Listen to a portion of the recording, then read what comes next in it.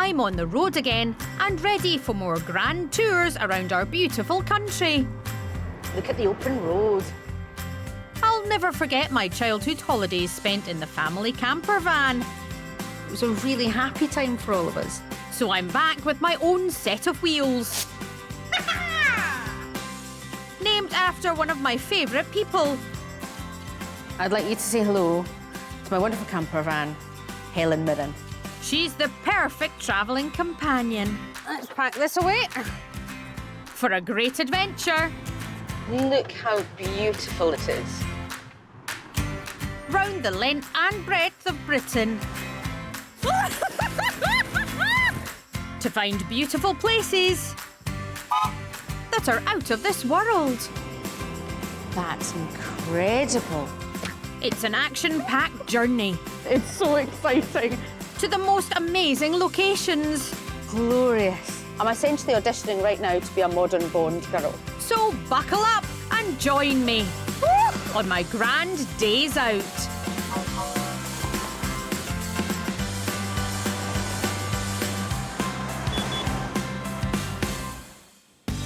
This time, my leading lady, Helen, and I are treading the boards in Shakespeare Country. I promise I'll romance you.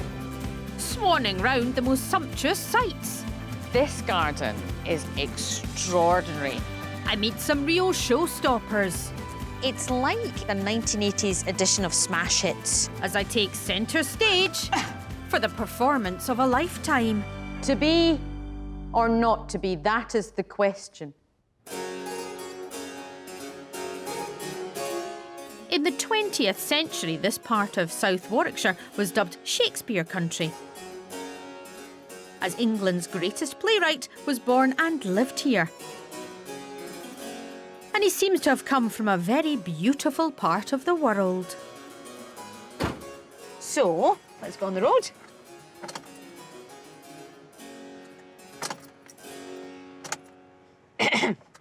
Let's go on the road.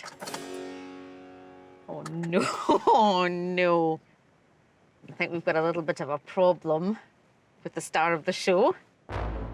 It appears Dame Helen has a touch of stage fright. Fear not, my beautiful chariot, helpeth is on the wayeth, by the name of Emergency Roadside Assistance.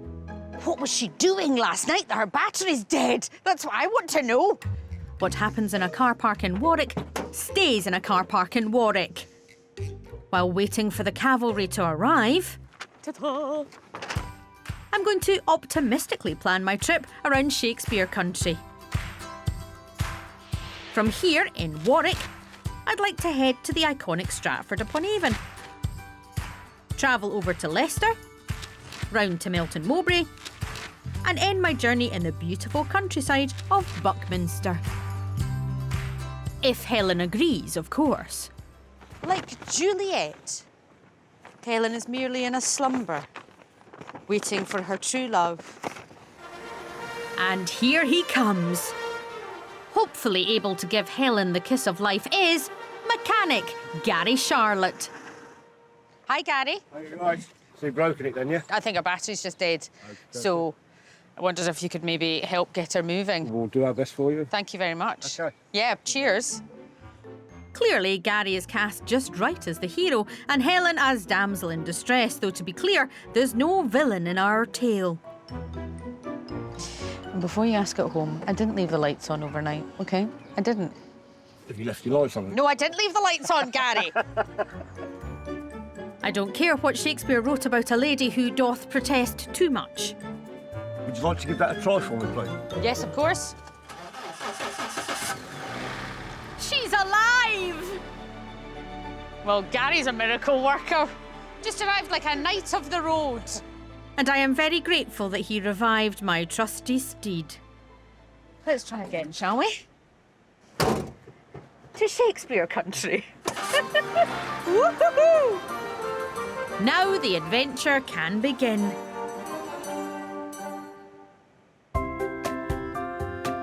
I'm taking Helen somewhere that she'll have the roads to herself to recuperate. Gary told me to drive around for about half an hour, just to make sure she's okay. And what a beautiful place. to recharge our batteries, as they say, than in the grounds of Warwick Castle. Oh, it's lovely. That was a medieval speed bump. First built in 1068, back then its walls may have been about keeping people out. But today it seems Helen and I are being welcomed with open arms. Helen, we're driving into a castle. Oh, this is beautiful. I'm thrilled that here we're allowed to pull up all the way to the ancient front door. I think Helen fits right in. Oh, I love this. And now that Helen seems fit and well again, I want to see how I can get in on the medieval act. Hi there. Hello. Hi, I'm Susan. Hi, I'm Lewis. Nice to meet you. Lewis Copson is one of the castle's resident bowmen. Bows and arrows have been used for warfare for thousands of years, and once highly skilled archers would have been on hand to protect this fortress from enemies. You look, if I may say so, Flaming brilliant. Well, thank you very much. I've never done any archery before. What kind of bow is that you've got there? So this is the English longbow. And the way to identify an English longbow is simple. If it's taller than the person, it's a longbow. Well, to be honest, that's any bow for me, Well. but I understand. With over 10 years' experience, Lewis teaches visitors this ancient art of archery. Can I have a go? Yeah, let's get you started. Okay. I can either be fabulous or disastrous. Well, some people have a natural talent for it. Some people need a little more time. Let's find out. do Place it. your bets now. I think the odds of me being able to defend this impressive castle in battle are pretty low, but I'll give it a shot. So you've got your longbow. Yep, it's definitely taller than me. So grab one of these arrows here Right? and just pass it in between the bow and the string. Then all of your attention goes onto the target. That red dot is your enemy, okay? Okay. You hate that red dot. I do. You want to pump an arrow straight through that red dot. I've never okay? hated It's anything been more than heckling that. on stage. Ooh, Lewis knows how to get me riled at a red dot. Okay. Oh, it didn't go anywhere. Just whip your fingers away. Whip my fingers over. Oh. Take two. Good, we're on target. Yes! Excellent, well done. I think I'm a natural. Good. But no pain, no gain. Oh, it did hit my arm there. Clearly an occupational hazard for us archers. The bowstring can make quite the impression on the arm. It stings quite a lot. We can get you one of these if you want. Yes. Really, it's just any excuse to dress up. Look at that, that was a good shot. I've still got a lot to learn, though. So the odd-coloured feather is called a cock feather. Uh-huh. Okay, if that goes into the wood, it won't fly right from the bow.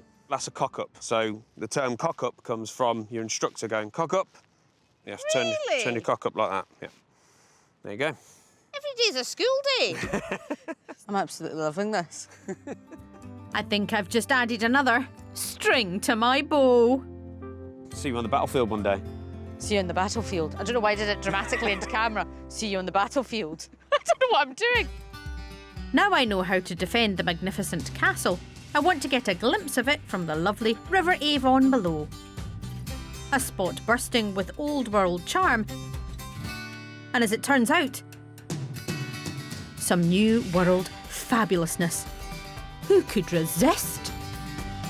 Morning. Hiya. This is very beautiful. Built on a cliff which drops down to the river, the castle was once impossible to attack from this side. But now, the water is a Pedalo paradise. And there's something quite nice about the leisurely pace of a pedalo. There really is.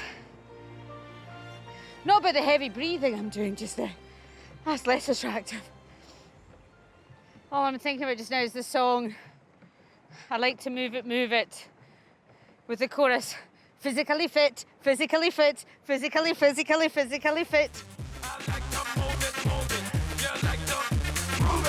If the gym isn't for you, may I recommend a pedalo?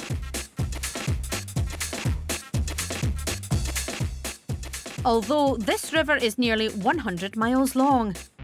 I may have moved it enough.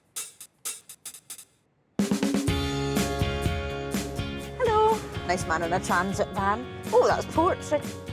Not my best work, granted. Time to head somewhere that'll get my creative juices flowing. I'm heading up to Stratford upon Avon now. 'Cause I can't not, can I? World famous for being the 16th century birthplace of Shakespeare, I only have to follow the river 9 miles southwest to reach the English market town. There are nods, really, to William Shakespeare absolutely everywhere.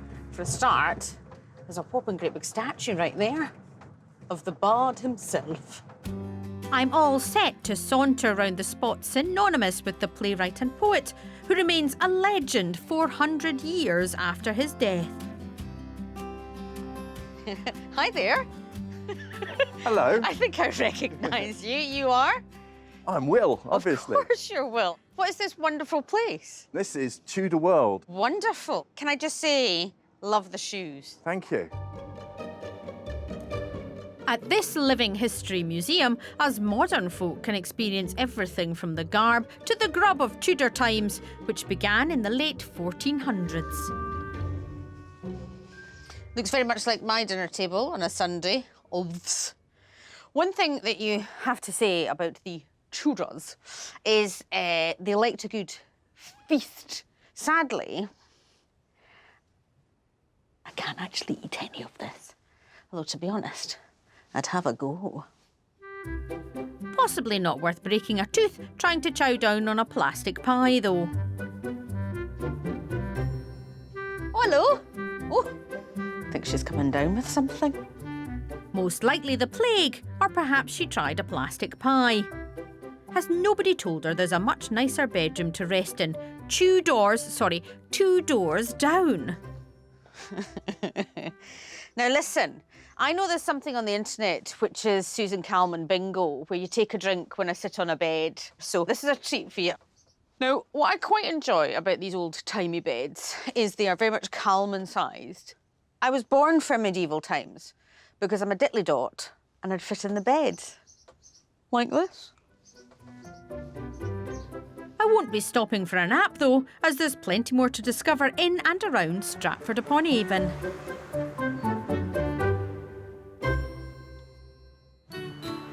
I'm on a bedazzling grand day out.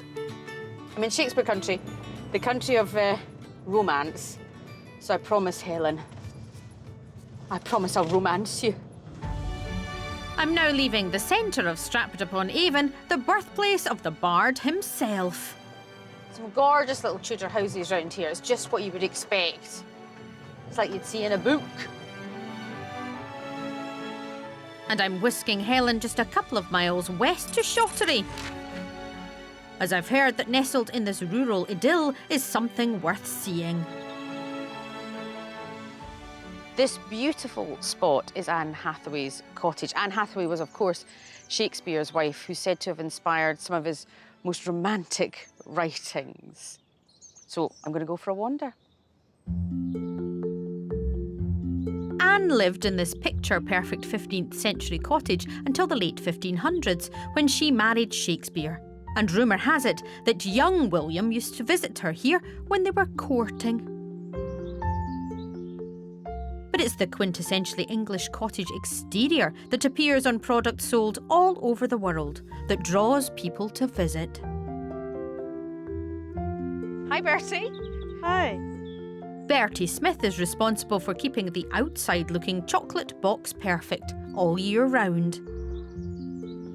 You know, if you get like a tin of biscuits with a picture postcard, English cottage on it, this is pretty much it, isn't it? It's literally the postcards you see everywhere. This is almost the image of England in some ways. Because we all live in cottages like this, don't we? If only, if only. But this garden isn't what it would have been like when Anne Hathaway and William Shakespeare were here, is it? It's not how it would have been. It would have been more of a mud bath than anything. Really? It was actually commissioned like early 1900s by quite a famous lady horticulturalist called Ellen Wilmot, and it was to bring the romance to the site. In the 1920s, Ellen turned what was once a farmyard into a very special space. What are the elements that you think makes this garden romantic? It's the drama of it, isn't it? Oh, it is the Yeah, drama. and it's almost like, I suppose, harking to Shakespeare. It's like a performance in the garden, essentially. And so you've got things that, you know, are almost 6 foot or taller in some cases, or you've got really sort of smaller things to have a look at. I love the wildness of it, I have to say. I think that's what's quite romantic about it. Do you get a lot of proposals here? Yeah, quite a few, actually, yeah. The proposals tend to happen in the seat just over there. Right. It's basically like a love seat, so it's almost made for proposals. I'm just on my own, but... Oh, well. Inspired by Shakespeare's play The Merchant of Venice, this moon-shaped woven willow seat is a modern addition to the garden. I may not have anyone to share it with, but it's made me all sentimental. I said the cottage was picture postcard perfect, and it is. And I'm going to write a postcard, I think, to my English teacher, who was the one who introduced me to Shakespeare. Still in touch with her, actually. So 30 years later, I'm going to thank her. So, to Mrs. K, thanks so much for making me love Shakespeare. You'll never forget my Lady Macbeth. No one will ever forget my Lady Macbeth. Love, Susan.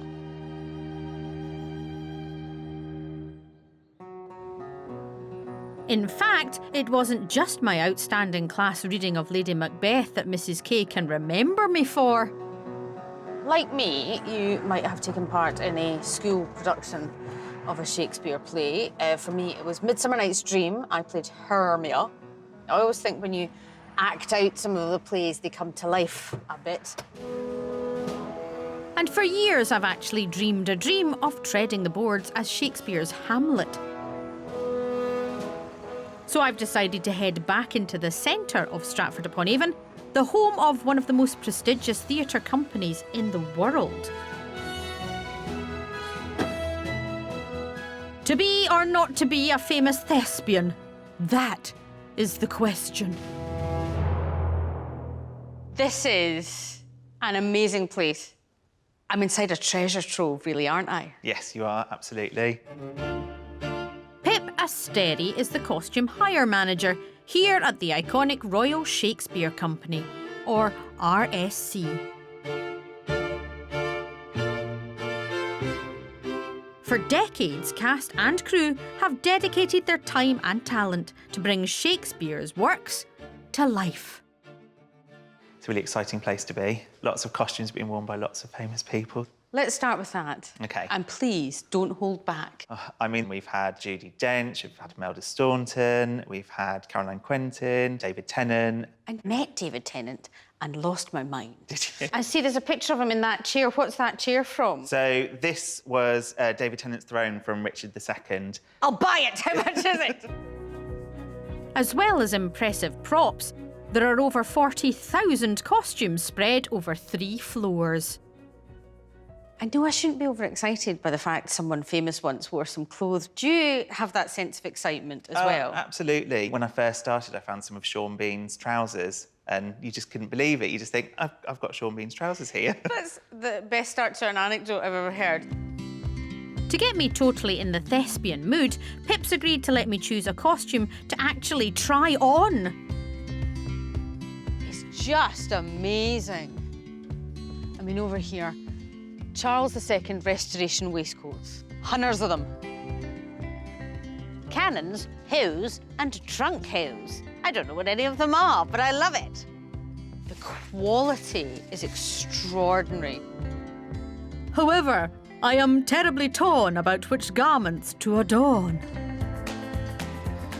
So we're in the leather section of the RSC. I mean, imagine who might have worn these leather trousers. Could be David Tennant. That's not weird. I'm not quite sure who I'm trying to convince. Oh, my word. I have to focus. There's almost too much to choose from. But I think I've managed to make a stellar selection. How are you getting on? Just coming, Pip. I think I found something quite... It's marvellous. I mean, I think it's the swishies. Yeah, The definitely. swishy nature. I think I've got the demeanour that's perfect for royalty, don't you? Yes, definitely. Oh, thanks, but you're such a great liar. And I couldn't pick just one, could I? Watch me swish out. Put dramatic music over the top of it. Oh, tripped. From grand royalty to Greco-Roman. This outfit says, I'm just popping to the corner shop for a couple of things. Anyone want anything? I think I look awesome. But I think I've saved the best Oh, yes. Yes. Yeah. till last. It's kind of traditional modern sci-fi Hamlet. Perfect. If you're going to be Hamlet, I think you're probably going to need a skull. You don't need to tell me twice. Oh, that's the absolute ticket, isn't it? This is the next poster for the new season at the RSC, isn't it? I'm sure they're going to go for that. One can dream. Well, as the theatre's empty, I think maybe you should come over to the stage and give us your best Hamlet. Genuinely. Yeah, absolutely. On stage at the RSC? Yes. Oh, that's quite thrilling. I'll meet you at the theatre, Pip. It's going to take me a while to get there. OK? I'll see you over there. Right. See you in a bit. I'm going to be in very good company, becoming one in a long list of esteemed actors who've played Hamlet at the RSC, including Mark Rylance and Kenneth Branagh. Even Dame Helen herself's been on the stage here. I'm walking in the footsteps of the greats. Slowly. I'm quite nervous because it's a real honour to set foot on this stage, so... Wish me luck. The Swan Theatre seats 426 audience members, but trying to wow one is daunting enough for me. Here goes. Lights, please.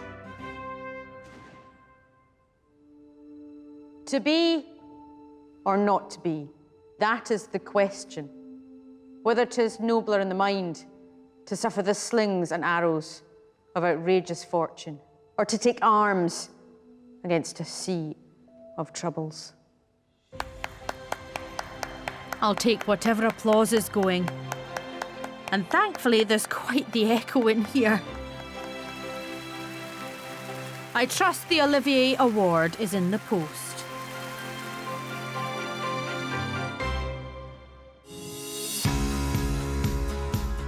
My leading lady, Helen, and I are sashaying in and around Warwick and Stratford upon Avon, a part of the world known as Shakespeare Country. I mean, look how beautiful it is. It's stunning. And I certainly know how to keep myself entertained. First person to spot a sheep wins a prize. Sheep, sheep, sheep, sheep! I win the prize. I'll buy myself some polo mints later. Leaving the famous Stratford upon Avon, I'm now heading off the beaten track. Ooh. There we go. You can discover great things when you take the road less travelled.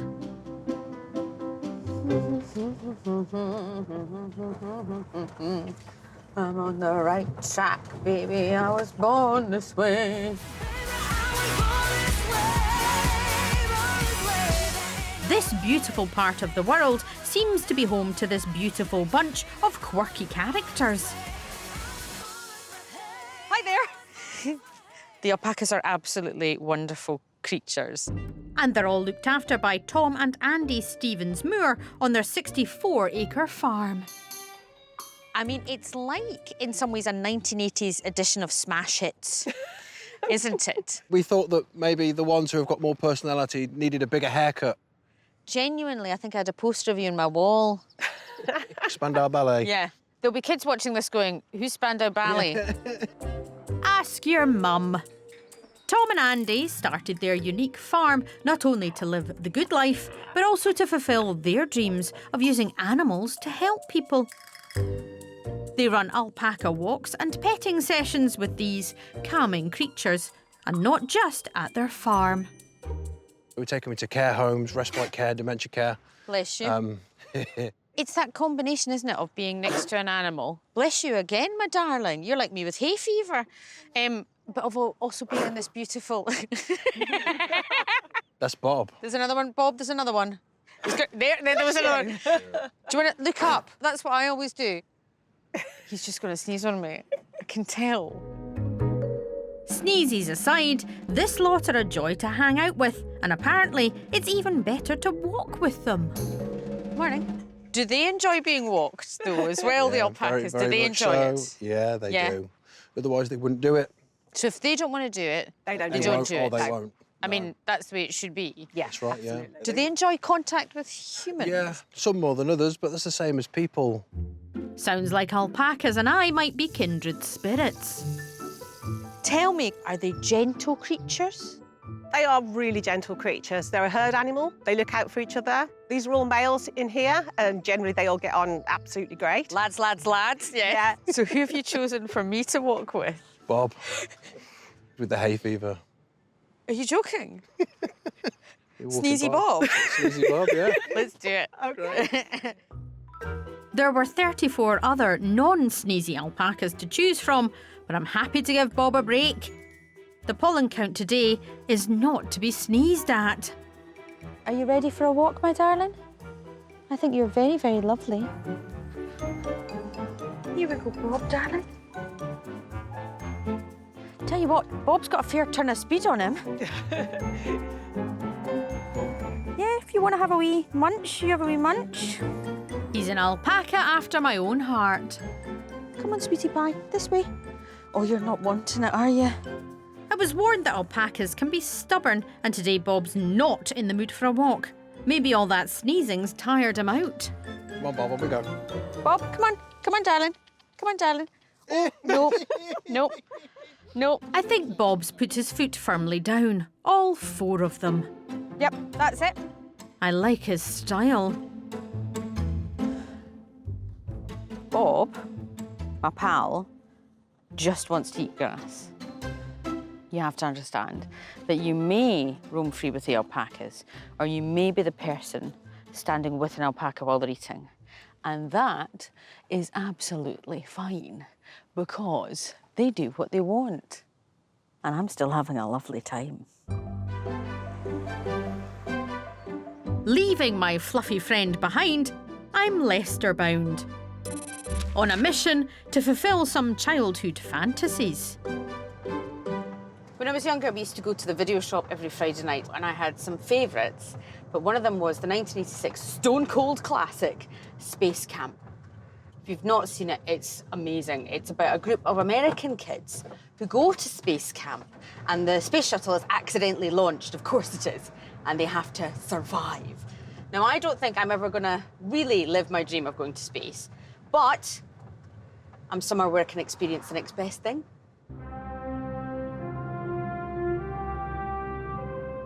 Launching from Leicester's skyline is this 42-metre-high rocket tower, evidence of the incredible impact the city's scientists made on worldwide space research over the last 60 years, including pioneering work in the discovery of black holes. In 2001, this award-winning interactive National Space Centre was opened, and I can't wait to let the exploration begin. Wow. Tim Peake's spacesuit. It's smaller than I thought. I loved everything Tim Peake did when he was in space because it was so engaging and got people excited about it again. In a heart-stopping moment in history in 2016, Tim Peake walked into space, becoming officially recognised as the first British astronaut to do so. Absolutely out of this world. Sorry, I had to do it. I've discovered that at the centre you can see what it takes to become an astronaut. I'm just waiting to be called up. This is quite cool, actually, because this is the Mars rovers, which they use to collect, like, geological samples. Pew, pew, pew, pew. Can Susan Calman please report to the Columbus module for her astronaut training? Astronaut training, you say? Yes, I can. It takes years to train as an actual astronaut. For my crash course, my mission commander, Josh Barker, awaits. Susan, reporting for astronaut training duty. Excellent. Oh, I'm so excited about it. I've always wanted to go to space. Do you have anything we can do here to see if I would be suited to being an astronaut? We do indeed, and we actually have some of the tests that the European Space Agency are carrying out on recruits right now. This is all the dreams coming true. Josh is going to put me through my planetary paces. I'm actually very nervous. What's the first test? Don't be nervous. The first one is something called the Stroop test. Stroop, It's a right. psychological test, and it's going to Worried already, Josh. Worried already. It's going to test your quick thinking. So I'm going to hold up a card. All you need to tell me is the colour of each word, not what the word says. Here we go. 3, 2, 1. Green, red, blue, yellow, blue, black, red, green, blue. This is taking some amount of concentration. A little quicker. Purple, blue, red, green. My brain hurts, but I'm not giving up. Black, blue, purple. Excellent. Not That bad. wasn't That was pretty bad. good. Yeah, well done. Is there another test that I can do? We've got one more. We can test your reactions. Right, let's go. Look at my reaction time. Hurt my neck. Ow. Don't worry, Houston, we don't have a problem. Trainee Commander Calman is mission ready. You're going to press the button to start, and the red buttons are going to light up. You need to Okay. get them as quick as possible and get as many as you can. Anything over 20 is a good start. Okay, thanks, Good luck. Josh. I wonder how many Tim Peake managed. And if he had to jump for any of them.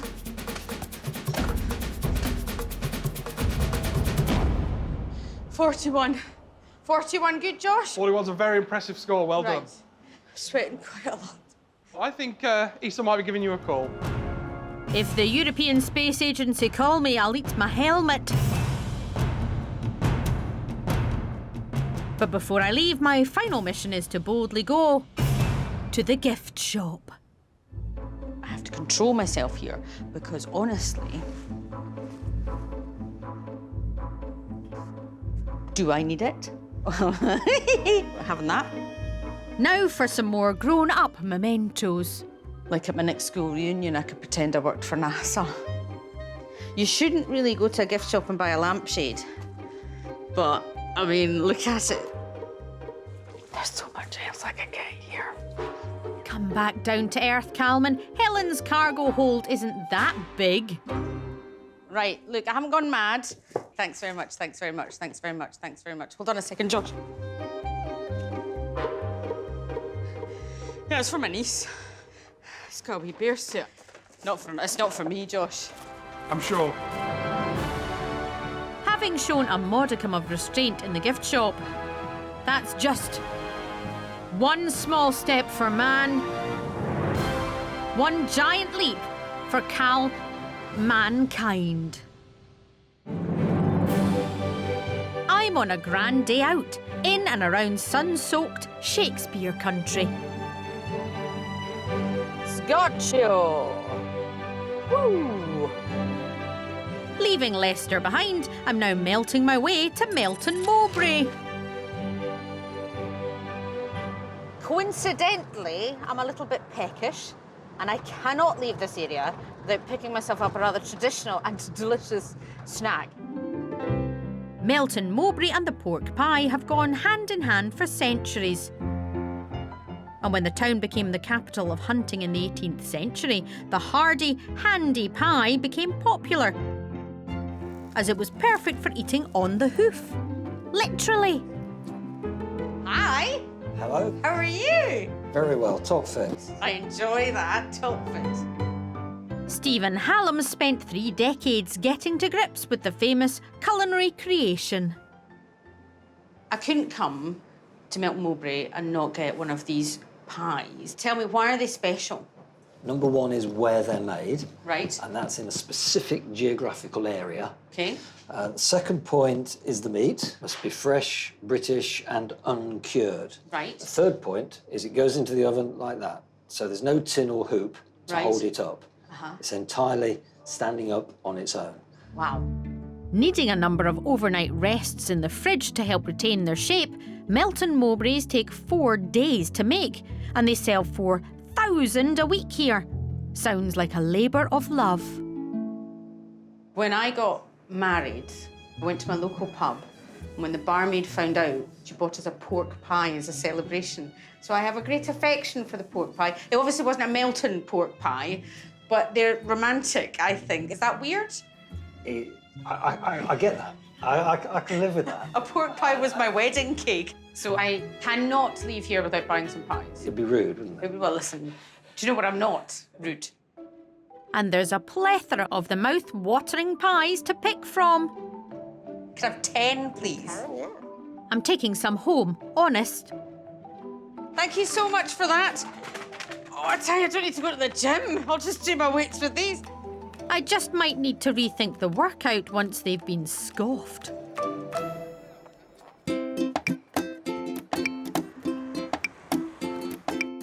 Nine miles east is the village of Buckminster.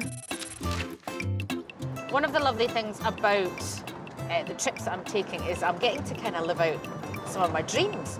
I'm quite obsessed with models.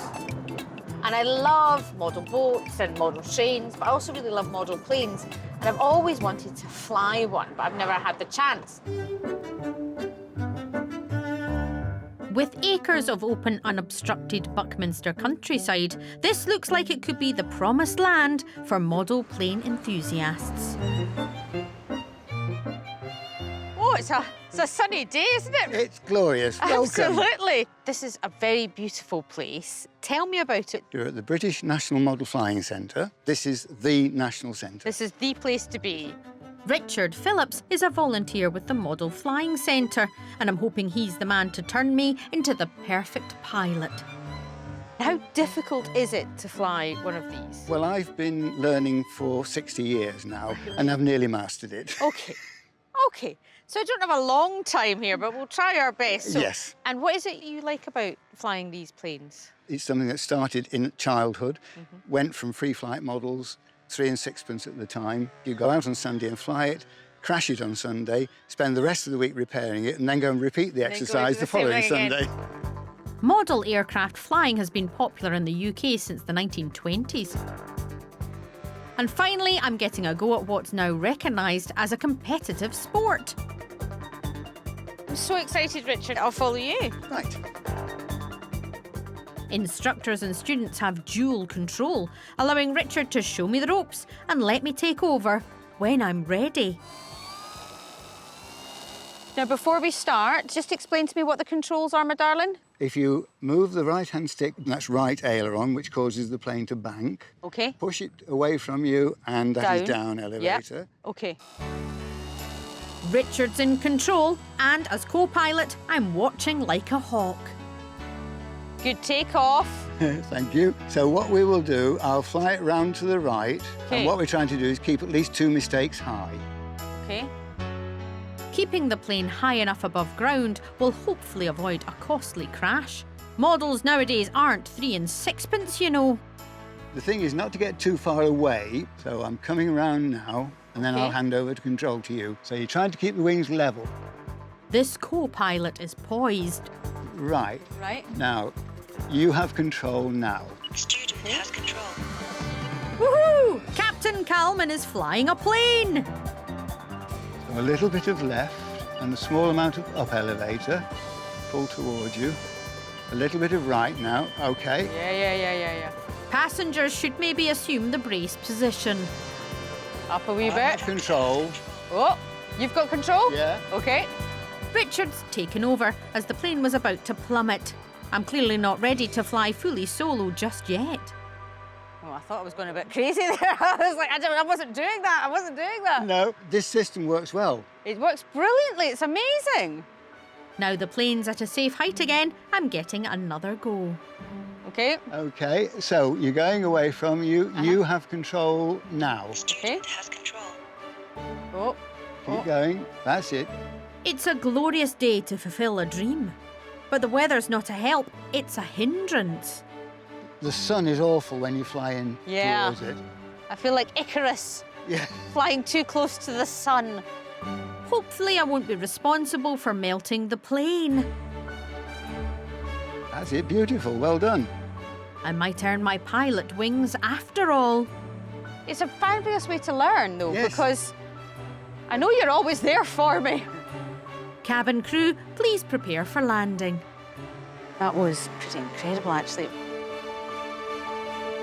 They're far bigger than I thought they were going to be. And they go so high and they go so far. I can tell why it's so addictive, because it's just wonderful.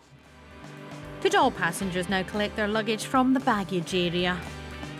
Have you enjoyed it? I absolutely loved that. Well, you were a delight. You were flying it very well. That's the face of someone who's delighted with that compliment.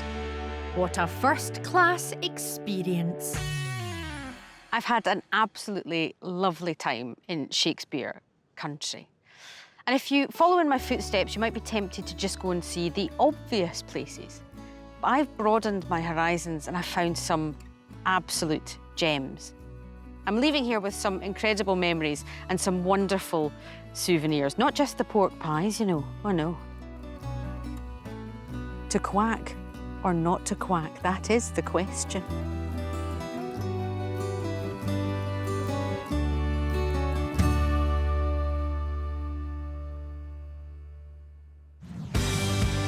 Next time, I'll be crossing the sea to explore Ireland's northern coastlines. My goodness! And the biggest lake in the British Isles. What is that? I don't know, but it's stuffed from eels. I'll delve into great myths.